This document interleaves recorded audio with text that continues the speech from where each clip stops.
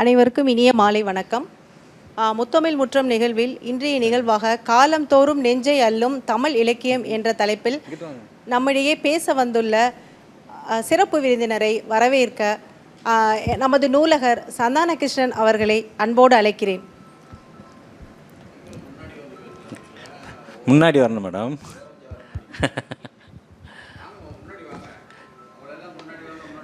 அனைவருக்கும் இனிய மாலை வணக்கம். இந்த முத்தமிழ் முற்றம் நிகழ்ச்சியின் தொடர்ச்சியாக இன்று நமதிடையே வருகை புரிந்துள்ள சிறப்புரையாற்ற வந்திருக்கும் மரியாதைக்குரிய முனைவர் திருமதி வாசி அவர்களையும், முனைவர் திரு மா சோமசுந்தர் அவர்களையும், முனைவர் திருமதி அனார்கலி அவர்களையும் கலைஞர் நூற்றாண்டு நூலகம் சார்பாக வருக வருக என அன்புடன் வரவேற்கின்றோம். இந்த நிகழ்ச்சிக்கு நடத்த எங்களுக்கு அனுமதி அளித்த முதன்மை நூலகர் மற்றும் தகவல் அலுவலரை நன்றியை தெரிவித்துக் கொள்கிறோம். மேலும் இந்த நிகழ்ச்சிக்கு வருகின்ற வாசகர்களாக உங்களை வருக வருக என அன்புடன் வரவேற்கின்றோம். மேலும் இந்த நிகழ்ச்சியை ஏற்பாடு செய்த எங்களது நூலகத்தின் உதவி நூலகர் மற்றும் தகவல் அலுவலர் கி சிவசுந்தரி உட்பட அனைவருக்கும் வருக வருக என அன்புடன் வரவேற்கின்றோம். இந்த நிகழ்ச்சியின் தொடர்ச்சியாக சிறப்புரை செய்ய நமது உதவி நூலகர் மற்றும் தகவல் அலுவலரை அன்புடன் அழைக்கின்றோம். முதலாவதாக வாசி அவர்களை சிறப்புரை செய்ய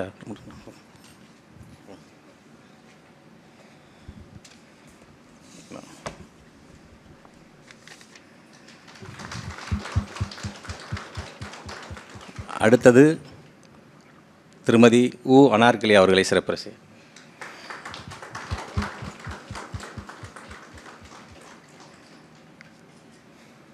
அடுத்ததாக மா சோமசுந்தரம் அவர்கள்.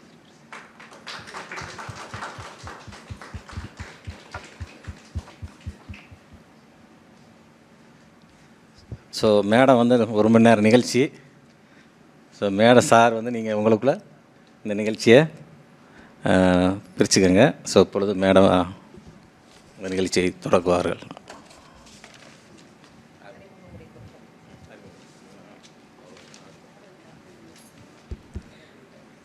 முத்தமிழ் முற்றத்தின் இனிய நிகழ்வாக இன்று நம்மிடையே பேச வந்திருக்கும் சிறப்புரை நிகழ்த்த வந்திருக்கும் மரியாதைக்குரிய முனைவர் திருமதி வாசுகி அம்மா அவர்களையும், முனைவர் திரு மா சோமசுந்தரம் ஐயா அவர்களையும், முனைவர் அனார்கலி அம்மா அவர்களையும் அறிமுகம் செய்வதில் மிகுந்த பெருமை கொள்கிறது நம் கலைஞர் நூற்றாண்டு நூலகம்.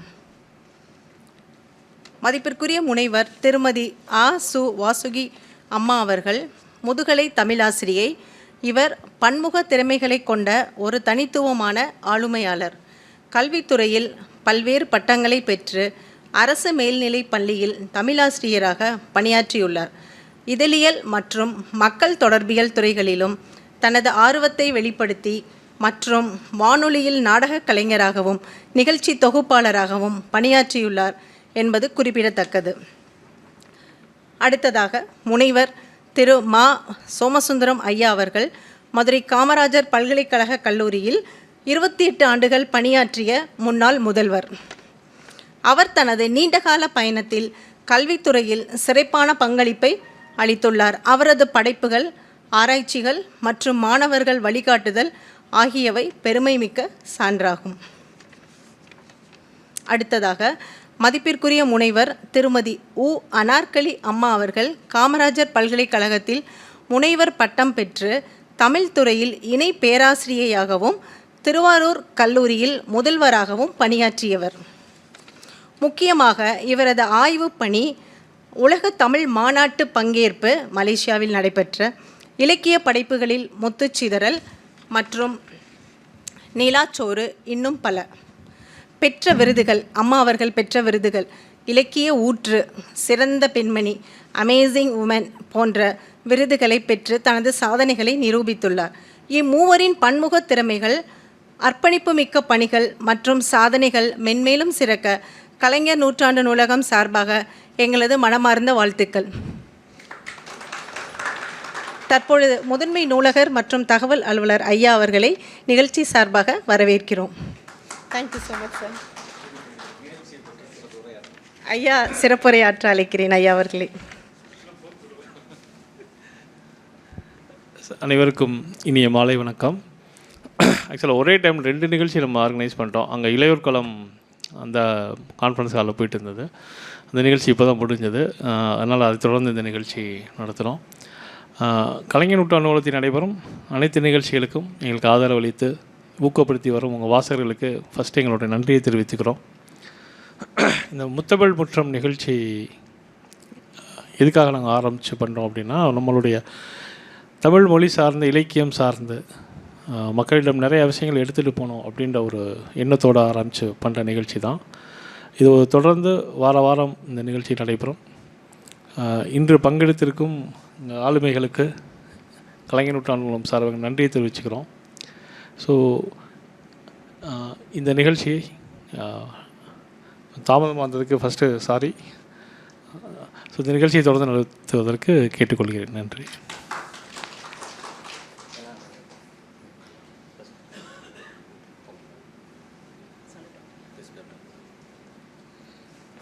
ஹேண்ட்மைக் வேணுமா மேம்?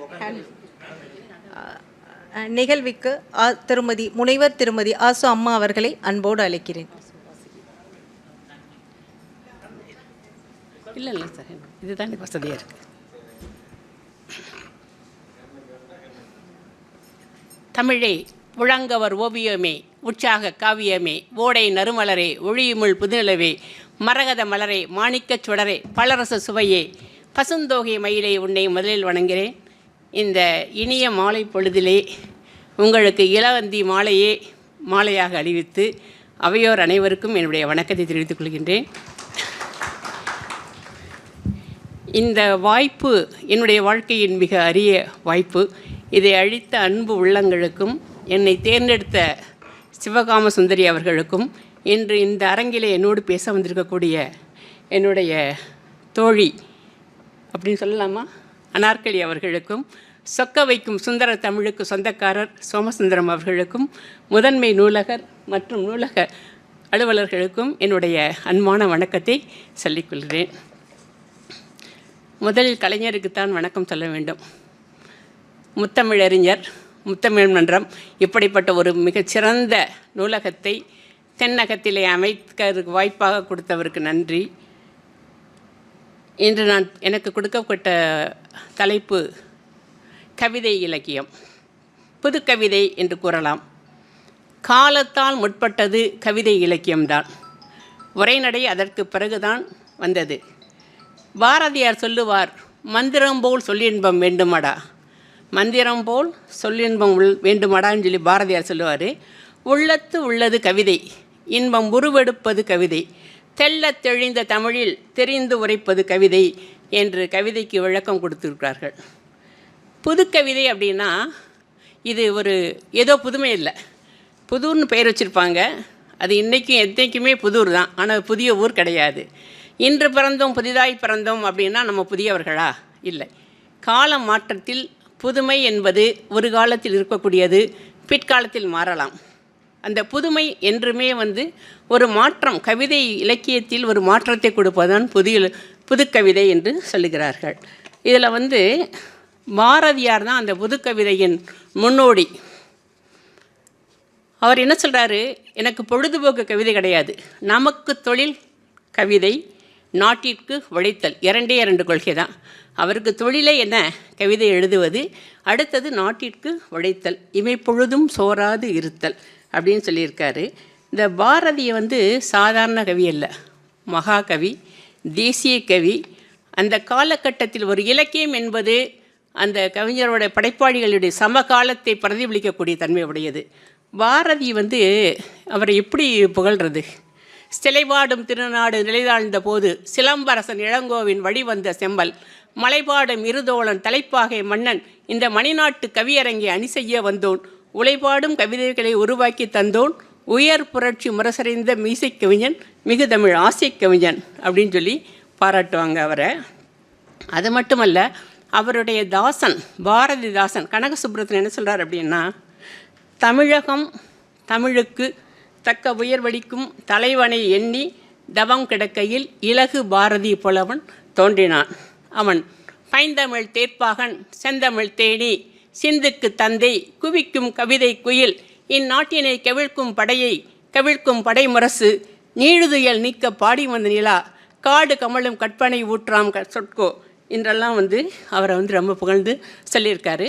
பாரதியாரை புகழாதவர்கள் யாருமே கிடையாது. அது என்ன சொல்கிறாரு, அவர் புதுக்கவிதை சொல்கிறப்ப சுவை புதியது, பொருள் புதியது, வளம் புதியது, சோதிமிக்க நவகவிதை, எந்நாளும் அழியாத மாகவிதை அப்படின்னு சொல்கிறாரு. தமிழுக்கு தொண்டு செய்தோர் சாவதில்லை, தமிழ் தொண்டன் பாரதி தான் செத்ததுண்டோ அப்படின்னு சொல்லுவாங்க. இந்த கவிஞர் தன்னுடைய காலம் இந்தியா அடிமைப்பட்டு கிடந்த காலத்தில் பாரதியார் தன்னுடைய படைப்பு பணிகளை செய்கிறாரு. அப்போ அவருடைய இலக்கியம் முழுக்கமே தேசப்பற்று, மொழிப்பற்று, நாட்டுப்பற்று, பெண் விடுதலை இதையே சுற்றி வரக்கூடிய கவிதைகளாக இருக்கின்றது. அவர் அறிவியல் கருத்துக்களையும் சொல்கிறாரு. காசி நகர் புலவருக்கு பேசும் முறைதான் காஞ்சியில் கேட்பதற்கு ஒரு கருவி செய்வோம். அந்த காலத்தில் வானொலிங்கிறதெல்லாம் இல்லை, மன்னிச்சுக்கோம்.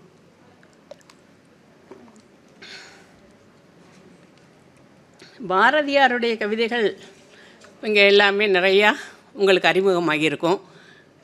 இப்போ எல்லா விழாக்களிலும் அவரை பற்றி நம்ம என்ன சொல்கிறோம், இப்போ விடுதலை நாள் விழாவாக இருக்கட்டும், குடியரசு நாளாக இருந்தாலும் பாரதியோட கவிதைகளை நம்ம ரொம்ப எடுத்துக்குவோம்.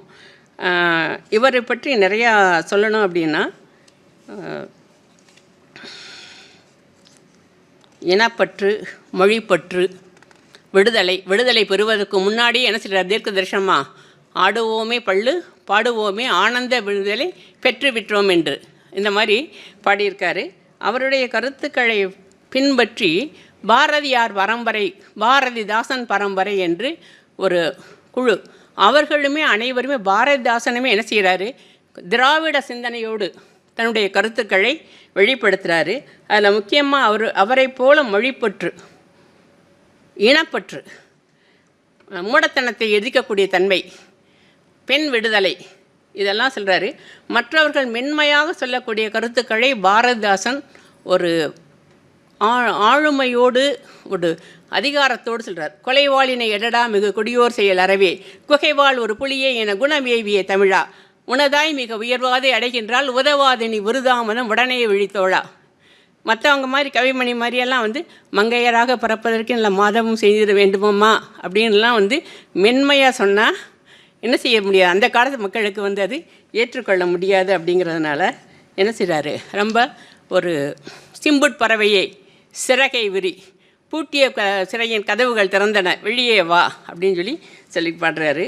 அவருடைய தமிழ் பற்றுக்கு எல்லாருமே அடிமை. அவர் மாற்று கருத்து உடையவராக இருக்கலாம், கடவுள் நம்பிக்கை குறைந்தவராக இருக்கலாம், இருந்தாலும் அவர் என்ன சொல்கிறாரு, தமிழ் தமிழே நீ ஓர் பூக்காடு நான் ஒரு தும்பி. இன்னும் என்ன சொல்கிறார், தமிழுக்கு நிறையா அழகான வரிகளில் அருமையாக சொல்லிகிட்டே வர்றார் பாரதிதாசன். கரும்பு தந்த தீஞ்சாரே கனிதந்த நறுஞ்சொலையே கவின் செய்யும் முல்லை அரும்பு தந்த வெண்ணகையே அணிதந்த செந்தமிழே உடலியக்கும் நல்லுயிரே உயிரியக்கும் தெந்தியனே மக்கள் வாழ்வாம் கடலியக்கும் கண்ணான தமிழ் பாட்டு. இந்த மாதிரி அழகாக பாடிட்டு வர்றாரு மொழி. அடுத்து தமிழர் இனம், அந்த இன உணர்வும் அவர்கிட்ட ரொம்ப அதிகமாக இருக்கின்றது. இதில் என்ன சொல்கிறாரு, எங்கள் வாழ்வும் எங்கள் வளமும் மங்காத தமிழென்று சங்கே முழங்கு செந்தமிழே நறுந்தேனே செயலினை மூச்சினை உனக்கழித்தேனே நீ நைந்தாய் எனில் நைந்து போகும் எண்ணிலை நன்னிலை உனக்கெனில் அந்நிலை எனக்கும் தானே அப்படின்னு சொல்கிறாரு. நீங்கள் திரைப்பட பாடல் தமிழுக்கும் அமுதென்று பேர், அந்த பாடல் சொல்கிறீங்க. அடுத்து உழவர்கள் இன்றைக்கெல்லாம் சாதாரணமாக ஒரு பச்சை துண்டை கடனாக வாங்கி தோளில் போட்டுட்டு நான் உழவன் அப்படின்னு சொல்கிறாங்க. ஆனால் அவர் எப்படி சொல்கிறார் பாருங்களேன், உழவர்களுக்கு சிற்றூரும் வரப்படுத்த வயலும் ஆறு தேக்கிய நல் வாய்க்காலும் நெற்சேர உழுதுழுது பயன் விளைக்கும் நிறையுழைப்பு தொல்கள் எல்லாம் யாரின் தொல்கள் கல் பிளந்து மலை வளர்ந்து கனிகள் கொண்டு கடுத்த கைதான் யார் கை அப்படின்னு அழகாக இன்னும் உழவர்களுக்கு ரொம்ப சிறப்பு சொல்கிறாரு. அது மட்டுமல்ல, அந்த உழவன் ஒரு குறைந்த கூலி, ஒரு படி நெல் அதிகமாக கேட்ட அந்த விவசாய கூலி வந்து வெண்மணியிலே தீ வைத்து எரிக்கப்படுகிறார்கள். அதையெல்லாம் எதிர்க்கிறார்.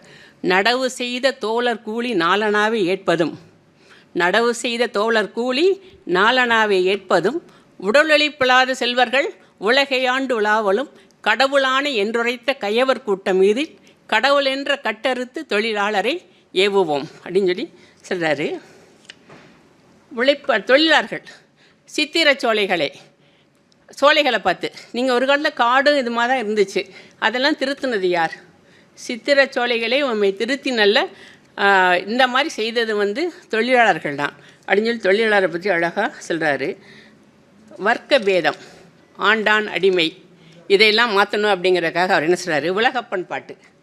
உலகப்பன்ட்டு சொல்கிறாரு, ஓடப்பராய் இருக்கும் ஏழையப்பர் உயரப்பராய் மாறிவிட்டால் ஓடப்பர் உயரப்பர் எல்லாம் மாறி ஒப்பப்பர் ஆகி விடுவார் அப்படின்னு சொல்லி. அதாவது வசதி படைத்தவன் கொடுக்க மாட்டான், வயிறு பசித்தவன் எடுக்காமல் இருக்க மாட்டான் அப்படிங்கிற திட்டத்தை சொல்லிக்கிட்டு வர்றாரு. இருட்டறையில் உள்ளதடா உலகம், சாதி இருக்கின்றது என்பானும் இருக்கின்றானே, மறுட்டுகின்ற மதத்தலைவர் வாழ்கின்றார், கையடியும் வாயடியும் ஓழ்வது என்னால் அப்படின்னு சொல்லி அந்த இது சொல்கிறாரு. அது மட்டுமல்ல, விதவைகள் திருமணம், விதவைகளுக்கு வந்து நம்முடைய கலைஞர் விதவை அப்படிங்கிற வார்த்தையிலேயே வந்து சரியில்லை அப்படின்னு சொல்லிட்டு கைம்பெண், பொட்டு வைத்த அந்த பொட்டு மரணம் அப்படிங்கிற கைம்பெண் அப்படின்னு சொல்லி மாற்றுறாரு. அதை அவர் சொல்கிறார், கோரிக்கை ஏற்று கிடைக்குதன்னே இங்கு வேறிற் பழுத்தபலா, மிக கொடியதென்று எண்ணிடப்பட்டதன்னே குளிர் வடிக்கும் வட்ட நிலா. இது வந்து அந்த பெண் வந்து மிக இளம் வயதில் தன்னுடைய கணவனை இழந்து விட்டால் மறுபடியும் அவள் திருமண வாழ்க்கையை ஏற்றுக்கொள்ள நாம் வந்து அதுக்கு அனுமதி கொடுக்க வேண்டும், அது உலக இயற்கை அப்படின்னு சொல்லி சொல்கிறாரு. அது மட்டுமல்ல, பத்திரிகை செய்தித்தாள் எல்லாரும் படிக்கணும், அதுக்காக வந்து நறுமண இதழ் பெண்ணே அப்படின்னு சொல்லி, காரிருள் அகத்தில் நல்ல கதிரொளி நீதான், இந்த பாரிடை துயில்வோர் கண்ணில் பாய்ச்சிடும் எழுச்சியும் நீதான், ஊரிடை நாட்டினை உலகினை திருத்த வந்த பத்திரிகை பெண்ணே, நறுமண இதழ் பெண்ணே, உன் நலம் காணார் நானிலம் காணார், எல்லார் கையிலுமே பத்திரிகை இருக்கணும், செய்தித்தாள் இருக்கணும் அப்படிங்கிறத அழகாக வந்து அந்த பாடலில் சொல்லியிருக்காரு. பாரதியும் பாரதாசனையும் போல் இன்னும் நிறையா கவிஞர்கள், ஆனால் நம்ம வந்து காலத்தின் அருமை கருதி சிலரை வந்து விடுபட்டிருக்கலாம், எல்லாரையுமே சொல்கிறது முடியாது. பட்டுக்கோட்டையார், அவரை பற்றி உங்களுக்கு தெரியும்.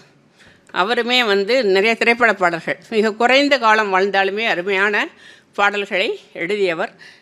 தேனாறு பாயுது பாலாறு ஓடுது ஆனாலும் மக்கள் வயிறு காயுது, இன்னும் நிறையா கருத்துக்கள், வேப்பாமர உச்சியிலே பேயொன்று ஆடுதுன்னு சொல்லி வைப்பாங்க, அந்த பாடல் சொல்லியிருக்காரு. நிறைய பட்டுக்கோட்டையார் வந்து அழகாக எழுதியிருக்காரு. அடுத்து ஓமை கவிஞர் சுரதா. பாரதிதாசனுக்கு தாசன், சுப்புரத்தின தாசன் அப்படின்னு பெயர் தான் சுருக்கம் சுரதா. அவர் ஓமைகள் ரொம்ப அழகாக செல்வார். ஓமைகளை வந்து அதுக்காகவே அவருக்கு ஓமை கவிஞர் அப்படின்னு சொல்லி பட்டம் கொடுத்துருக்காங்க. நகத்தை வெட்டி போட்ட நகை வந்து பறைநிலா மாதிரி இருக்குது அப்படின்னு சொல்லுவார். வினைச்சொற்கள் வேற்றுமையை ஏற்பதில்லை, அந்த பாடல் வந்து உங்களுக்கு இரட்டை கிளவி பிரிந்தே இருப்பதில்லை அதில் சொல்லியிருக்காரு. அவர் அழகாக இயற்கையை வர்ணித்து ஒரு பாடல் சுரதா எழுதியிருக்காரு.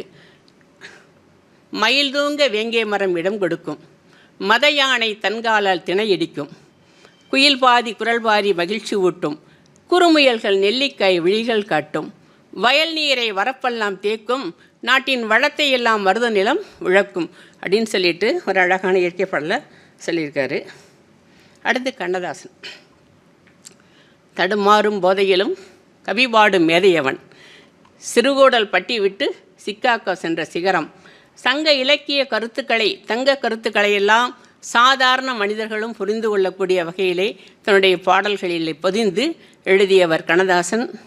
அவர் வந்து என்ன சொல்கிறது, தன்னுடைய கொள்கையை மாற்றிக்கொள்ளுவார்.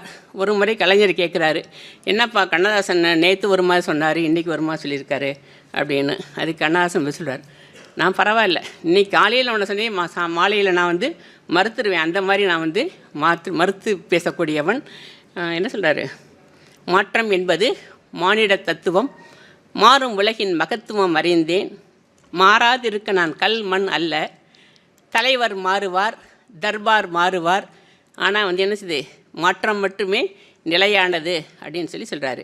அவருடைய பாடல்களில் வந்து தன் எதிரியை கூட மாற்று முகாமுக்கு போயிருப்பார். அவர் வந்து காங்கிரஸில் இருந்தார், அடுத்து திராவிட முன்னேற்ற கழகம், மறுபடியும் ஏதோ கட்சிகள் இருந்தாலும் நினைச்சிறாரு. அந்த நட்பை வந்து அவர் ரொம்ப பேணி காக்கக்கூடியவர். அண்ணா உடல்நலம் இல்லாமல் இருக்கப்போ நீங்கள் கேள்விப்பட்டிருப்பீங்க, அவர் திரும்பி வர்றப்ப நலம் தானா உடலும் உள்ளமும் நலம் தானா அப்படின்னு சொல்லி கேட்ட பாடல். இப்படி நிறைய அவருடைய கண்ணாசன் வந்து திரைப்பாடல்கள் மட்டுமல்ல, ஆன்மீக கருத்துக்கள் இதையெல்லாம் செஞ்சு எழுதியிருக்காரு. தமிழுடைய தொன்மை சொல்கிறாரு. கதிர் வெடித்து பிழம்பு விழ கடல் கொதித்து சூடாற்ற, கதிர் வெடித்து பிழம்பு விழ கடல் கொதித்து சூடாற்ற, நதி வரும் முன் மணல் வரும் முன் நலம் விளைத்த தமிழை வாழ்க. நம்ம சொல்கிறோம் இல்லையா, கல் தோன்றி மண் தோன்றா காலத்தில், முதல்ல கல், அதுக்கப்புறம் தான் அந்த கால மாற்றங்களுக்கு அப்புறம் எத்தனையோ ஆண்டுகள் கழித்து தான் மண்ணாக மாறுகின்றது. அந்த இதை வந்து என்ன சொல்கிறார் அழகாக, கதிர் வெடித்து பிழம்பு விழ கடல் கொதித்து சூடு ஆற்ற, நதி வரும் முன் மணல் வரும் நலம் விளைத்த தமிழை வாழ்க. இது மட்டுமல்ல, இந்த அந்தாதின்னு ஒரு பாடல் அமைப்பு உங்களுக்கு தெரியும். அந்தாதி ஒரு பாடலின் அந்தம்னா முடிவு, அந்த முடிவு அடுத்த பாடலின் தொடக்கமாக வரும். அதைத்தான் அந்தாதி, அபிராமி அந்தாதி, சடகோபர் அந்தாதி, நிறைய அந்தாதிகள் நீங்கள் கேள்விப்பட்டிருப்பீங்க. இதில் கண்ணதாசன் தன் பாடல் வச்சிருக்காரு. ஆடி வெள்ளி, இன்றைக்கு ஆடி வெள்ளி, ஆடி வெள்ளி தேடி உன்னை நான் அடைந்த நேரம், கோடி இன்பம் தேடி வரும் காவிரியின் ஓரம் ஓரக்கண்ணில், அப்படி தொடர்ந்து அந்த பாடல் வந்துக்கிட்டே இருக்கும். ஒரு முடிவு வந்து என்ன செய்யுது, அடுத்த பாடலோட வரிகளில் வந்து அந்த அதே படத்தில் வசந்த கால நதிகளிலே வைரமணி நீரலைகள், நீரலைகள் மீது நிலை நெஞ்சிரண்டின் நினைவலைகள், நினைவலைகள் தொடர்ந்து வந்தால் நேரமெல்லாம் கனவலைகள், கனவலைகள் தொடர்வதற்கு காமனவன் வினைவகைகள். இன்னும் அந்த பாடம் முடியும் வரும். ரொம்ப அருமையாக அந்த பாடல் வந்து எழுதியிருப்பார், கடைசி வரைக்கும் பாடிப்பார். நம்ம ஆடி வெள்ளிங்கிறதுனால அந்த படம் ஞாபகம் வந்தது. இந்த மாதிரி அழகான சில கவிதைகளையும் கவிஞர்களும் இன்னும் எத்தனையோ கவிஞர்கள் தமிழுக்கு இளம் சேர்த்திருக்கிறார்கள். இதில் புதுக்கவிதைகள் அப்படின்னு நிறையா புதுக்கவிஞர்கள். இன்றைக்கு 2 வரையும் எழுதுனா, நீங்கள் இப்போ எழுதுனா நீங்களும் ஒரு புதுக்கவிஞர். இதில் வந்து மீ ராஜேந்திரன், அவருடைய கவிதைகள் வந்து ரொம்ப சிறப்பாக இருக்கும். கனவுகள் ப்ளஸ் கற்பனைகள் கூட்டல் காகிதங்கள், இன்னும் நிறையா இது எழுதியிருக்காரு. அதில் ஒரு பாடல் எனக்கு ரொம்ப அடிக்கடி ஞாபகத்தில் வரும். முதல் முறை என்னை நீ பார்த்தாய், என் உள்ளத்தில் முள் தைத்தது, முள்ளை முள்ளால் தானே எடுக்க வேண்டும், எங்கே இன்னொரு முறை பார் அப்படின்னு சொல்வார். முதல் முறை நீ பார்த்தாய், என் உள்ளத்தில் முள் தைத்தது, முள்ளை முள்ளால் தானே எடுக்க வேண்டும், எங்கே இன்னொரு முறை பார் அப்படின்னு சொல்லி எழுதியிருப்பார். அடுத்து, உன் கண்கள் என்ன கொசு வலையா மீன் வலையா, உன் கண்கள் கொசு வலையா மீன் வலையா, ரெண்டுக்கு என்ன வித்தியாசம்? கொசு வலை, கொசு உள்ளே வரக்கூடாதுன்னு நினைக்கிறோம். மீன் வலை, மீன் உள்ளே இருக்கும், அது வெளியில் போகக்கூடாதுன்னு நினைக்கிறோம். உன்னுடைய காதலை நீ ஏற்றுக்கொள்கின்றாயா, கொசு வலையாக என்னை தடுக்கின்றாயா, அல்லது மீன் வலையாக என்னை ஏற்றுக்கொள்கின்றாயா அப்படிங்கிறது அந்த கவிதையுடைய பொருள். ரெண்டு வரி தான் கருதியம்மா. அடுத்ததாக வாய்ப்பளிக்க ஐயா அவர்களை ஐயோ நேரம் சார். அடியே சிவகாம் சுந்தரி, நீ சைவம் தானே, உன் முகத்தில் 2 மீன்கள் எதற்கு? ஒரே ஒரு சின்ன கவிதை. கருப்பு வளையல் புடவை அணிந்து வந்தாள், வாசல் பெருக்கினாள், வாசல் சுத்தமாச்சு, மனம் குப்பையாச்சு. இன்னும் யார்? நம்ம ஊரில் அது வந்து அசைவம்னு நினைக்கிறேன். சரி, ஒரே ஒரு இது. எத்தனை பேர் கூடி இழுத்தும் என்ன, எங்கள் தேர் சேரிக்கு இன்னும் வரவில்லை. இத்துடன் என்னுடைய உரையை நிறைவு செல்ல இருக்கிறேன். நன்றி. என்னுடைய உரையை முடிக்கும் முன் பாரதிதாசன் வரிகளிலே உங்களை ஒன்றை தொடங்கச் சொல்லுகின்றேன். தொடங்குக பணியை, தொடங்குக அறத்தை, அடங்கல் உலகம் இடும் நமது ஆணை ஏற்று நடத்தவும், தடங்கள் சுவரும் சாய்ந்த தூள் தூளாகவும், தொடங்குக பணியை, தொடங்குக அறத்தை. நன்றி.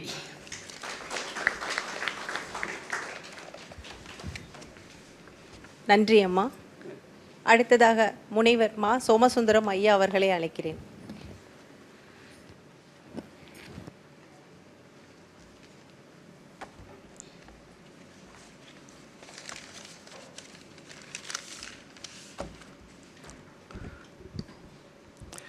அனைவருக்கும் மாலை வணக்கம்.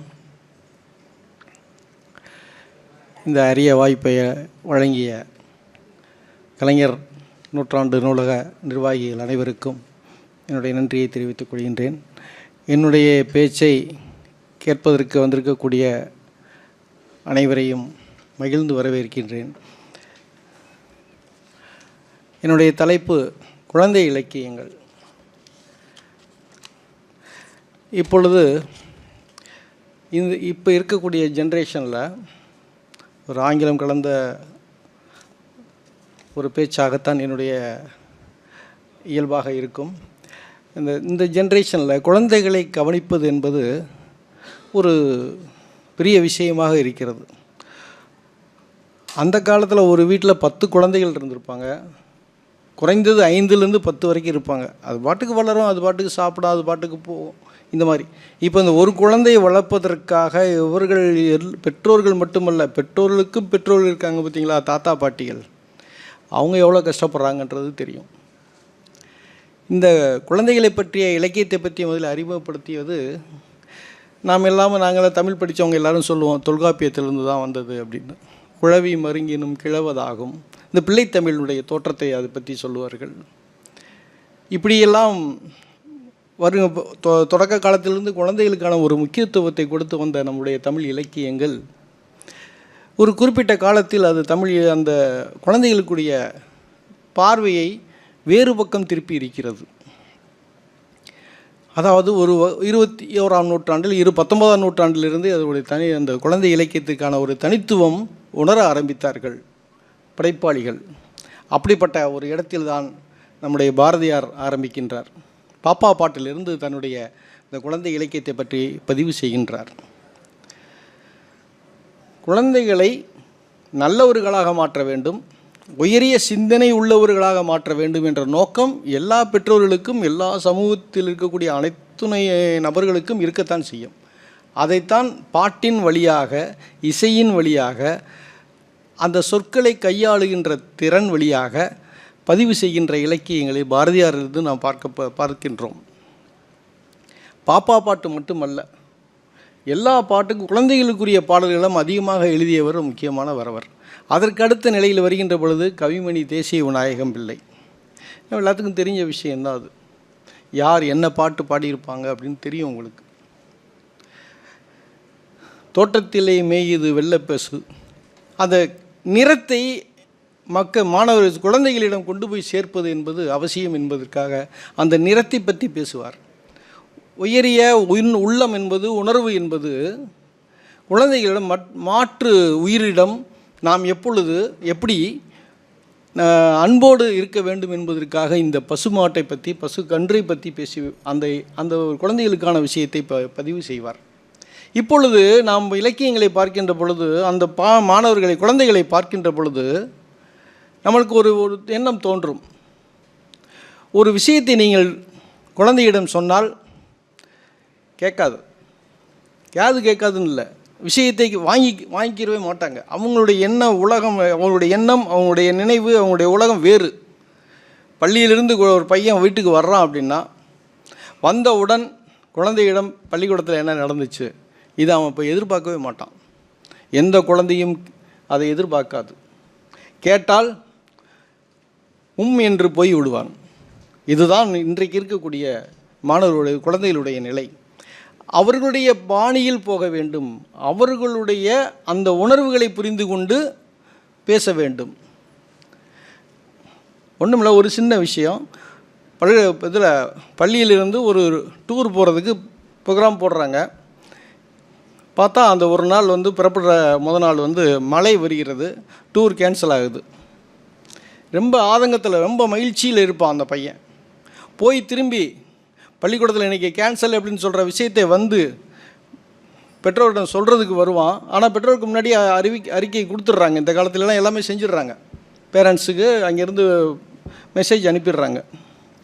வருகின்ற பொழுது எவ்வளவு கோபத்தோடு வருவான். வந்த உடனே புஸ்தகத்தை தூக்கி எறிகிறது, பேக்கு ஷூ எல்லாத்தையும் கழட்டி எறிகிறான். இதை தாய் பார்த்து கொண்டு இருப்பாள். 2 வகையான அணுகுமுறை குழந்தையிடம் செய்ய வேண்டும் என்று சொல்வார்கள்.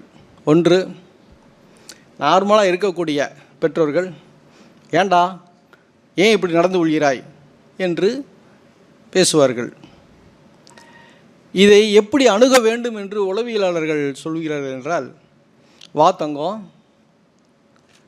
மழை வந்து நம்மளை படுத்தி விட்டது, அதனால் டூர் போக முடியவில்லை என்று குமுறலாக இருக்கின்றாயா? மழையை அப்படின்னு ஒரு ஒரு ஒரு ஒரு ஒரு ஒரு விதமான ஒரு அதிர்வு தோணில் பின், ஆமாம் மழை வந்தது, டூர் போக முடியல, பரவாயில்ல, ஆமாம் பரவாயில்லை, இன்னொரு நாள் அதற்கான நாள் வரும், அவனே சொல்லுவான், அவனே சமாதானமாகிக் கொள்வான். இதுதான் இன்றைக்கு இருக்கக்கூடிய அணுகுமுறை. 2 வகையான அணுகுமுறை பெற்றோர்கள் இருக்கின்றார்கள். இப்போ இருக்கக்கூடிய குழந்தையிடம் இப்படித்தான் பேச வேண்டும், அப்போ தான் அவங்க ஏற்றுக்குருவாங்க. ஒரு பொருளே ஒரு பள்ளியிலிருந்து எடுத்துகிட்டு வந்துடுறான் அப்படின்னா, ஒரு பையனுடைய இருந்து எடுத்துகிட்டு வந்துட்டான்னா, அம்மா வந்து ஏண்டா எடுத்த திருட அடிச்சு பயங்கரமாக திட்டுவான். இந்த மாதிரி திட்டுதல் கூடாது. இது உன் பொருள் அல்லவே, உன்னுடைய பொருள் அல்ல. ஆமாம், அப்போ அப்படியே அக்செப்டன்ஸ் ஆயிடுவான். அதாவது நம்ம எடுத்துகிட்டு வந்துட்டு தப்பு, நம்மிடம் இந்த பொருள் இல்லை, உன்னிடம் இந்த பொருள் இல்லை, அப்போ என்ன பண்ணணும் அப்படின்னு சொல்லாமல் சொல்லி விடுவாள் தாய். ஆனால் இன்னொரு தாய் என்ன பண்ணுவான், அதை ஏன் திருடிட்டு வந்த, அந்த திருடுதல், களவு, இந்த சொல்லாடல்களை குழந்தையிடம் பயன்படுத்தக்கூடாது. அப்படி பண்ணுனா அவங்க எதிர்வினை ஆற்றக்கூடிய ஒரு சூழல் வரும். இது மாதிரி இலக்கியங்களை பதிவு செய்கின்ற தன்மை பின்னாடி வந்த இந்த 21ஆம் நூற்றாண்டில் வரக்கூடிய இலக்கியங்களை நாம் பார்க்க முடியும். நம் பாரதியார் மட்டுமல்ல, பாரதிதாசனும் அந்த இலக்கியத்தை எழுதியிருக்கின்றார். அடுத்து அந்த தேசிய கவி விநாயகம் அவர் என்ன பண்ணுறார் அப்படின்னு பாருங்கள். ஒரு குழந்தையை எப்படி கொஞ்சுதல் என்ற நிலையில் பேசுவார். கண்ணே மணியே முத்தம் தா, இது கொஞ்சுதல். அடுத்து வெள்ளை பசுவை பற்றி பேசுகிறார். இந்த மாதிரியான குழந்தை இலக்கியத்திற்கு 1947 மிகப்பெரிய ஒரு கூட்டத்தை ஏற்பாடு செய்கின்றார்கள். அந்த கூட்டத்தில் தான் நிலா பாட்டு என்ற ஒரு பாட்டை பாடுகின்றார்கள். அந்த பாட்டு என்ன பாட்டுனா, அம்மா இங்கே இங்கே இங்கே வா வா, இந்த நிலாவை பற்றி பேசி நிலாவிடம் ஒரு, இப்போ நம்மகிட்டையும் கதை சொல்லுவாங்க, நிலாவில் ஒரு பாட்டி இருக்கிறாங்க, அந்த பாட்டியை வடை சுட்டுட்ருக்காங்க அப்படின்ற கதையெல்லாம் சொல்லுவாங்க. அதையெல்லாம் நான் நம்பிக்கொண்டிருந்தேன் ஒரு காலத்தில். 1969 61 வந்து நம்ம ஆம்ஸ்டாங் உள்ளே போய் இறங்கணுன்னா எங்கே இந்த பாட்டி என்று அவர் கேட்டதாக ஒரு ஒரு வித நகைச்சுவையான ஒரு செய்தியெல்லாம் உண்டு. அந்த பாட்டி காணாமல் போயிட்டா அப்படின்னு. இப்போ அந்த ஒரு நிகழ்வையெல்லாம் இப்போ சிந்திக்கின்ற தன்மை குழந்தைகளுக்கு அதிகமாக வருகிறது. ஒரு குழந்தை பள்ளிக்கூடத்தில் நடந்த விஷயத்தை தெரிந்து இன்னொருத்தரிடம் பேசும் பொழுது குழந்தை அழுகிறது. எதற்கு? அம்மா நீ பேசாத, என்னுடைய பள்ளியிடத்தில் நடந்தது வந்து அவங்ககிட்ட சொல்லாத. ஏன் சொல்லக்கூடாது? அவங்க வேற ஆள்கிட்ட சொல்லுவாங்க. அப்போ அந்த மனநிலை எப்படியெல்லாம் பாதிக்குதுன்னு பாருங்கள். இந்த பாதிப்பை நாம் உருவாக்கக்கூடாது பெற்றோர்கள். இதை இலக்கியத்தில் பதிவு செய்யணும். வருகின்ற காலகட்டத்தில் படைப்பாளர்களாக இருக்கக்கூடியவர்கள் அவர்கள் இந்த பதிவை கண்டிப்பாக செய்ய வேண்டும். இது பெற்றோர்களுக்கான ஒரு விஷயமாக இருக்க வேண்டும். பெற்றோர் இயம், குழந்தைகள் இயம், எப்படி இந்த இயக்கங்கள் எல்லாம் உருவாகுதோ அதுபோல் பெற்றோர்களுடைய ஒரு இயக்கமும் குழந்தைகளுக்கான ஒரு இயக்கமும் உருவாகினால்தான், பெற்றோர் இயம் என்றும் குழந்தைகள் இயம் என்று உருவாகினால் படைப்புகள் தெளிவாக இருக்கும் என்பது என்னுடைய கருத்து. பெரியசாமி தூரன் கேள்விப்பட்டிருப்பீங்க. தூரன் அவருடைய படைப்புகள் 14 படைப்புகள், அத்துணையும் குழந்தைகளுக்கான உரிய படைப்புகள். பூவண்ணன் அவருடன் கிட்டத்தட்ட ஒரு 7 ஆண்டுகள் அவருடன் பயணம் செய்த காலம் உண்டு. கோயம்புத்தூரில் படிக்கின்ற பொழுது அவருடன் பயணம் செய்த காலம் உண்டு. அவருடைய நெருங்கி பழகுகின்ற பொழுதுதான் குழந்தைகளுடைய எண்ணங்களை எப்படியெல்லாம் பிரதிபலிக்கின்றார் அவர். இப்போ சொல்லுவாங்க, எந்த ஒரு இலக்கியத்தை எழுதுகின்ற பொழுது அதற்குள் உள்ளாடலாக அந்த உணர்வுகளெல்லாம் உள்ளே போக வேண்டும், உணர்வுகளோடு உள்ளே போக வேண்டும் என்பது ஒரு படைப்பாளனுடைய ஒரு விதி. அது பெண்களுடைய நிலையை பற்றி பேசுகின்ற பொழுது பெண்கள் தான் அதை எழுத வேண்டும் என்பது ஒருத்தருடைய வாதம். அதை பெண்களை பற்றிய பெண்ணியம் பற்றி பேசுகின்ற ஆண்களும் இருக்கின்றார்கள். குழந்தைகளை பற்றி பேசுகின்ற பொழுது குழந்தைகள் அதை விளக்கமாக சொல்ல முடியாது. அந்த குழந்தைகளுடைய மனநிலைக்கு வயதுக்கு இறங்கி வந்து அவர்களுடன் ஒன்றோடு ஒன்று கூடி உலாவி அப்படி பண்ணால் தான் அவங்களுடைய மனநிலைகளை நாம் வெளிப்படுத்த முடியும். இது பூவண்ணன் அவர்களிடம் உரையாடுகின்ற பொழுது அவர் சொன்ன விஷயங்கள் இது. தணிகை உலகநாதன் என்று ஒரு குழந்தை கவிஞர் இருக்கின்றார். அழகான ஒரு கவிதை. இன்று சிறுவர் நாமே நாமே இன்று சிறுவர் நாமே நம்மால் என்ன செய்ய முடியும் என்று நீங்கள் எண்ணவே வேண்டாம், எதுவும் முடியும் உம்மால். இது மாதிரி நம்பிக்கை விதைகளை மாணவர்களிடம் குழந்தைகளிடம் விதைக்க வேண்டும் என்பதுதான் அந்த உலகநாதனுடைய நோக்கம் மட்டுமல்ல, நம் எல்லோருடைய பெற்றோர்கள் மட்டுமல்ல, சமூகத்தில் இருக்கக்கூடிய அத்துணை பேருடைய எண்ணமும் அதுதான். இன்றைக்கு இருக்கக்கூடிய இளைய தலைமுறைகள் குழந்தைகள் என்று வருகின்ற பொழுது 1லிருந்து 12 வரை, 12லிருந்து சிறார்கள் என்று அழைக்கப்படுகின்றார்கள். இந்த சிறார்கள் பள்ளியெல்லாம் நிறையா தான் இருக்குது. நிறைய சிறார் பள்ளி என்பது ஒரு வகையான தண்டனைக்குரிய ஒரு பள்ளியாக இருந்த ஒரு காலமெல்லாம் போய் இப்போ வேறு ஒரு பதவி ஒரு பொருளில் அது கையாளப்பட்டிருக்கின்றது. இதுக்கு காரணம் நம்முடைய மீடியாக்கள். இந்த மீடியாக்களை எப்படியெல்லாம் பயன்படுத்த வேண்டும் என்பதற்கு இலக்கியங்கள் நாம் குழந்தைகளிடம் சொல்ல வேண்டும். இப்போ நீங்கள் குழந்தைகளிடம் பார்த்தா செல்ஃபோனும் கையுமா தான் இருப்பாங்க. சாப்பிடலையா செல்ஃபோனை கையில் கொடுத்து அவனுக்கு பார்த்துக்கிட்டே இருக்கும்போது ஊட்டி விடுறாங்க. இதை தவிர்க்க வேண்டும். இது தவிர்க்க முடியாத விஷயம்தான், ஆனாலும் தவிர்த்து தான் ஆக வேண்டும். தொலைக்காட்சி ஒரு காலத்தில் இருந்தது, இப்பொழுது தொலைக்காட்சி இருந்த இடத்தில் செல்ஃபோன் இருக்கிறது. இந்த மாதிரி ஒரு குழந்தைகளை எப்படி வளர்க்க வேண்டும் என்று பார்க்கின்ற பொழுது ஒன்றும் இல்லை, ஒரு குழந்தையை எதிர்வினை ஆற்றுகின்ற பொழுது நாமும் எதிர்வினை ஆற்றினால், தாயினுடைய பேச்சோ அல்லது தந்தையினுடைய பேச்சுக்கு எதிர்வினை ஆற்றுகின்ற பொழுது அந்த கோபத்தை, யாருடைய கோபத்தை குழந்தைகள் மேல் திணிக்கின்ற பொழுது அவன் முரடனாக மாறுவான். இந்த முரடனாக மாறுவதற்கு நாம் அடிகோல் எறிகின்றோம். இந்த மாதிரி நிகழ்வுகளை நாம் தவிர்ப்பதற்கு விமர்சனத்தை அவன் எதிர்பார்க்க மாட்டான். ஒரு கேள்விக்கு பதில் மணிரத்னம் படத்தில் வர்றது மாதிரி ஆம் இல்லை இது மாதிரி தான் இருக்குன்னு குழந்தை எதிர்பார்க்குது. போமா நீ ரொம்ப நேரம் பேசுகிற, ஒரு கேள்வி கேட்டால் ரொம்ப நேரம் பேசுகிற நீ. என் ஃப்ரெண்ட்ஸ்லாம் ரொம்ப சிம்பிளாக பேசிடுறாங்க. அதனால் அங்கே அம்மாவுடன் உரையாடுகின்ற அப்பாவிடம் உரையாடுகின்ற அந்த ஒரு நெருக்கம் குறைகின்றது. நாம் அவர்களுக்கு இணையாக அவர்களுடன் பயணிக்கின்ற பொழுது அவர்களைப் போலவே நாமும் மாற வேண்டும். இதுதான் இப்போ இருக்கக்கூடிய இலக்கியத்தினுடைய தன்மை. அதை அழகாக இது நம்முடைய தமிழகத்தில் இந்தியாவில் மட்டுமல்ல உலக நாடுகளில் சில விஷயங்கள் இருக்கக்கூடிய இந்த நூல் தமிழிலிருந்து மொழிபெயர்க்கப்பட்ட ஒரு நூல். இந்த நூலிலிருந்து சில விஷயங்களை நான் உங்களுக்கு இப்போ சொல்லியிருக்கிறேன். நிறைய விஷயங்கள் இருக்குது. எப்படி குழந்தைகளை நாம் அணுக வேண்டும், யாருடைய வகுப்பறை என்ற ஒரு நூல், ஆங்கில நூல் தான், தமிழில் மொழிபெயர்க்கப்பட்ட நூல். 2 நூலுமே என்கிட்ட இருக்குது. அந்த வகுப்பறையை பற்றி பேசுகின்ற பொழுது சொல்லுவார்கள், இது ஆசிரியருடைய வகுப்பறையா குழந்தையுடைய வகுப்பறையா? கேள்வி அதுதான், யாருடைய வகுப்பறை? இந்த வகுப்பறையில் எப்படியெல்லாம் மாணவர்கள் நடந்து கொள்ள சொல்வதற்கான விதிகள் இல்லை. ஆனால் ஆசிரியர்கள் எப்படி தான் நடந்து கொள்ள வேண்டும் என்பது விதி இருக்கிறது. அந்த ஆசிரியர்கள் மாணவர்களை உற்சாகப்படுத்துவது மூலமாகவே இன்றைக்கு நீங்கள் பார்த்தீங்கன்னா ஒரு காலத்தில் 1லிருந்து 5வது வரைக்கும் இருக்கக்கூடிய பள்ளிகளில் பெண்களை பள்ளியில் ஆசிரியராக நியமித்தார்கள். பின்னாடி ஏன் அப்படின்னா இது அந்த தாய்மையினுடைய உணர்வு அந்த பெண்ணிடம் இருக்கும் என்ற காரணத்தினால்தான். அதைவே இப்பொழுது எல்லாம் ஆண்களும் சேர்ந்து இப்போ பணி அமர்த்தப்பட்டிருக்கின்றார்கள். அது அவங்களுக்கு தாய்மை உணர்வு இல்லை என்று சொல்ல முடியாது. 70 விழுக்காடு தாய்மை உணர்வு பெண்ணிற்கு இருக்கின்றது என்றால் 30 விழுக்காடு தாய்மை குறைவாக இருக்கும் ஆண்களுக்கு. இது இயல்பான ஒன்று. இது மாதிரி தாய்மையினுடைய உணர்வு ஆணுக்கும் இருக்க வேண்டும், பெண்ணுக்கும் இருக்க வேண்டும். அப்படி இருந்தால்தான் குழந்தையை நாம் வளர்த்தெடுக்க முடியும். ஒரு அண்ணன் தம்பி அல்லது அண்ணன் தங்கை, இந்த 2 பேருக்குடைய உறவுகளில் சில சமயத்தில் போட்டிகள் பொறாமைகள் வரும். இந்த போட்டிகள் பொறாமைகள் இயற்கையாகவே இருக்கக்கூடியது தான். அதை பெற்றோர்கள் தூண்டிவிடக்கூடாது.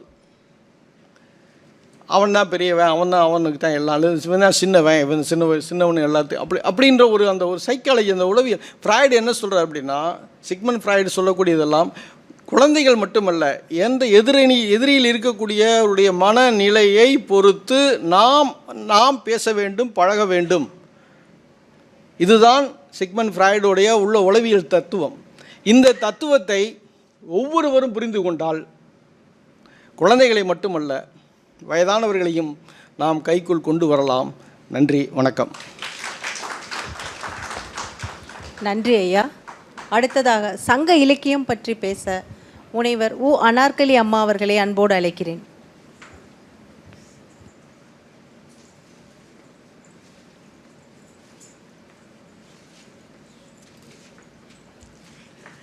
அனைவருக்கும் முதற்கண் என்னுடைய அன்பு கலந்த வணக்கத்தை தெரிவித்துக் கொள்கிறேன். மதுரை மாநகருக்கு அடையாளங்கள் பல. அவற்றில் புதிதாக தோன்றிய அடையாளம் கலைஞர் நூற்றாண்டு நூலகம் என்பது. இந்த நூலகத்தின் முதன்மை நூலகர் நண்பர் தினேஷ்குமார் அவர்களுக்கும், உதவி நூலகர் மற்றும் தகவல் தொடர்பாளர் வே. சந்தானகிருஷ்ணன் அவர்களுக்கும் இந்த அருமையான நிகழ்வினை உருவாக்கி வழிப்படுத்தி கொண்டிருக்கக்கூடிய தோழியும் சகோதரியுமான உதவி நூலகர் மற்றும் தகவல் தொடர்பு திருமதி சிவகாம சுந்தரி அவர்களுக்கும், மிக நுட்பமாக இந்த அரங்கினை கவனித்து கொண்டிருக்கக்கூடிய தமிழ் பெரியோர்களுக்கும் முதற்கண் என்னுடைய அன்பு கலந்த வணக்கத்தை தெரிவித்து, என்னோடு உரையாற்ற வந்திருக்கக்கூடிய பேராளர்களுக்கும் என்னுடைய வணக்கத்தை தெரிவித்து என்னுடைய உரையை ஆரம்பிக்கின்றேன். அதோடு மட்டுமல்ல, நீதி அரசர்கள் இருவர், திரு உதயன் அவர்கள், திரு பாண்டுரங்கன் அவர்கள் இங்கு வந்திருக்கிறார்கள். அவர்களுடைய வருகையை நான் மிக பெருமையாக கருதுகின்றேன். அவர்களுக்கும் என்னுடைய வணக்கத்தை தெரிவித்து கொண்டு, எங்களுடைய நிகழ்வுகளில் பல தடவை எங்களோடு கலந்து கொண்டு எங்களை ஊக்கப்படுத்துகின்ற பேனா மனோகரன் அவர்களுக்கும் எங்களுடைய வணக்கத்தையும் பாராட்டுக்களையும் தெரிவித்து கொண்டு, இன்னைக்கு நான் எடுத்துக்கிட்ட தலைப்பு சங்க இலக்கியம்.